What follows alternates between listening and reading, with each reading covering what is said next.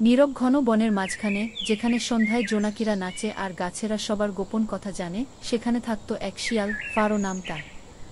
ফারো কোনো সাধারণ শিয়াল ছিল না। ওহ না, সে ছিল চালাক, সুন্দর আর খুবই অহংকারী।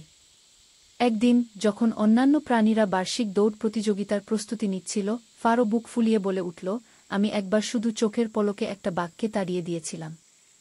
বনের সবাইও অবাক হয়ে চোখের পলক ফেলল। তবে কেবল অবিশ্বাসে। ওরা আগেও ফারোর আজগুবি গল্প বলতে দেখেছে।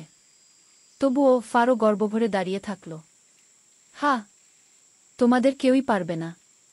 আমি চোখ বন্ধ করেই জিতব, ফারো বলল, আর ছোট পাখিদের দিকে তাকিয়ে মুচকি হাসল। হঠাৎ বাঁশি বাজল আর দৌড় শুরু হল। সব প্রাণী ঝাঁপিয়ে পড়ল পথের দিকে, উত্তেজনা আর আনন্দে। কিন্তু ফারো দাঁড়িয়েই রইল। সে তার সুপারহিরো ভঙ্গি নিয়েই এত ব্যস্ত যে খেয়ালই করল না। তারপর হঠাৎ একটা প্রজাপতির পেছনে দৌড় দিল, হাঁপিয়ে উঠে গেল নদীর ধারে পানি খেতে। হঠাৎ মনে মনে ভাবল, জিতব তো আমি, এত তাড়াহুড়োর কি আছে?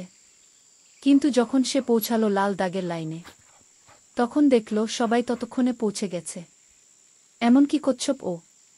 বনের খোলা মাঠে তখন আনন্দে মেতে উঠল।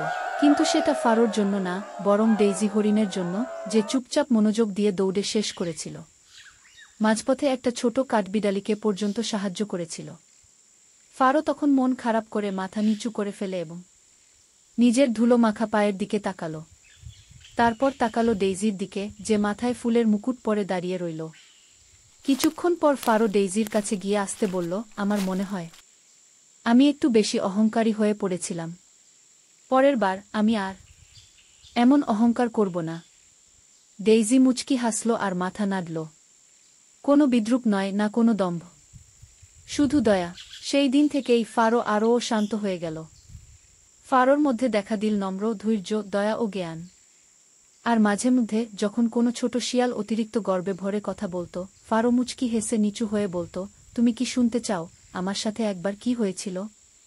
আর তখন থেকে বনের মাঝখানে ফারোর গল্প রয়ে গেল। সবচেয়ে দ্রুত দৌড়ানো শিয়াল হিসেবে নয়, বরং সেই শিয়াল হিসেবে যে শেখে শুনতে। তাহলে আমরা ফারোর গল্প থেকে শিখতে পারি, জোরে বললে আর দ্রুত দৌড়ালেই নয়, বরং মানুষকে বড় করে তার মন, মনোযোগ আর ভুল থেকে শেখার সাহস। কেবল বড় বড় কথা বললেই সে জয়ী হতে পারে না।